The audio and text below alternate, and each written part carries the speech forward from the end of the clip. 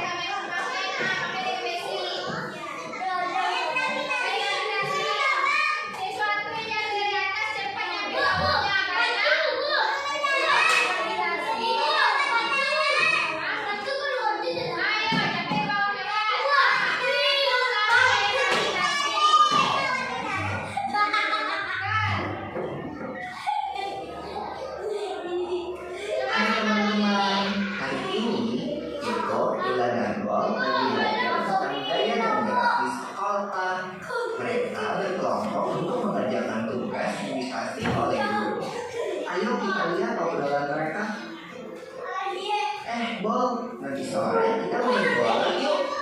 Wah, mau banget. Pasti seru kalau ajak Papa Tom dan Dara juga. Oh seru ya? Aku nggak ngerti ya. Kalau keseruannya cuma gocek, ngompet, dan bola. Saat bola masuk ke gawang lawan, jangan bisa dapat skor. Dan paling setiap kita menggocek, ngompet dan menendang bola, bola tersebut diberi sebuah hadiah. Wah, ini bagus sekali. Karena gaya gerak. Yang memungkinkan bola untuk dapat berpindah tempat adalah gaya. Kayak nggak kelihatan. Gaya memang tidak kelihatan, tapi akibat dari gaya terhadap sebuah benda dapat dan terasakan, seperti menendang. Jadi, kayak itu apa sih? Gaya dalam segala macam bentuk tarikan atau dorongan.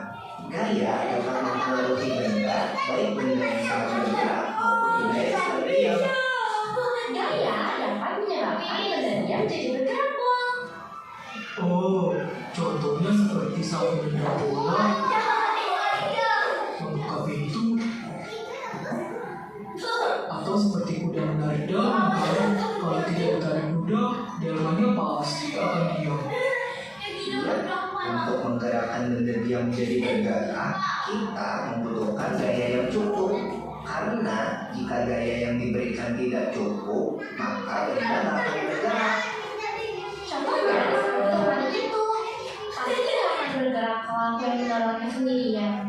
Akan berbeda kalau lemari itu didorong oleh beberapa orang dewasa. Pasti akan bergerak. Kalau lemarimu didorong sama 4 orang, pasti lebih cepat daripada didorong oleh 2 orang saja ya. Itu kan artinya benda yang bergerak akan bergerak lebih cepat. Jika diberikan gaya dorongan, semakin besar gaya yang diberikan, benda akan bergerak semakin cepat. Lalu bagaimana kalau kamu menendang bola, lalu aku menendang bola itu? Bola itu berhenti, diam saja.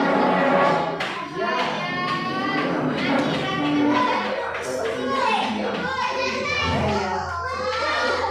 Kalau waktu aku bermain di tangkis, oh memang aku kan di tangkis, jadinya bergerak awalnya kan.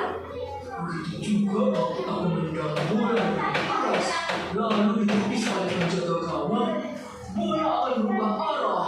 Betul, Bob. Benda bergerak juga dapat berubah arah jika diberikan gaya. Setelah mengenai bidang yang keras, benda juga dapat bergerak berbalik arah atau yang biasa disebut dengan gerak memantul. Gerak memantul dapat terjadi pada bidang datar dan bidang tegang. Ini kan seperti waktu kita menaruh bola tenis ke tembok atau dinding, maka bola akan bergerak berbalik arah ke dinding. Main sepeda kan termasuk gaya juga toh. Tepat sekali. Saat kaki menekan pedal sepeda, terjadilah gaya berupa dorongan dan sepeda pun melaju. Beda nggak sih mengayuh sepeda jika menggunakan bahan di jalan yang miring? Beda dong. Mengayuh sepeda di jalan menanjak butuh gaya yang lebih besar daripada di jalan yang datar. Semakin dari jalan menanjaknya, makin besar gaya yang dibutuhkan. Berbeda dengan mengayuh sepeda di jalan menurun, gaya yang diperlukan lebih kecil daripada di jalan datar. Semakin dari jalan menurunnya, makin kecil gaya yang dibutuhkan. Bahkan tanpa dipakai pun, sepeda akan terus bergerak di jalan menurun. Oh iya, aku perhatikan ini pada mitos ini, benda-benda bisa bergerak sendiri loh. Gerakannya berupa gerak bergerak sambil berpindah, atau bisa disebut juga gerak menggelinding. Kalau tak ada yang nahan, benda pasti bergerak di bawah kan? Betul, jenis gerak ini terjadi di semua bentuk benda, Bob. Benda bulat, benda kotak, atau benda lembaran akan jatuh ke bawah jika tidak ada yang menahannya. Termasuk benda cair juga ya, yang akan selalu bergerak menuju ke tempat yang lebih rendah. Pergerakan semua benda cair seperti gerak air disebut mengalir. Contohnya, kan air dari atas bukit mengalir ke tanah, dan saat kita mandi, air mengalir ke dalam ruangan angin yang biasanya lebih rendah. Pulang! Wah, sudah berasa harus selesai dengan pelajarannya ya. Yuk, kita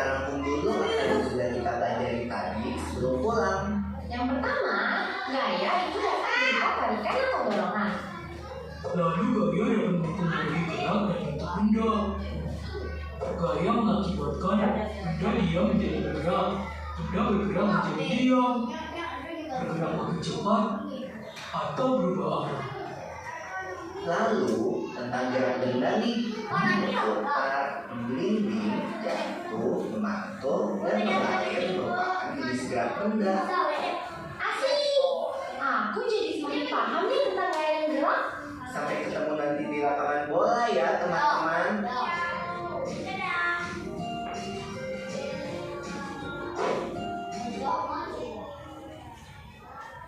Jadi apa yang tadi gaya? Tahu.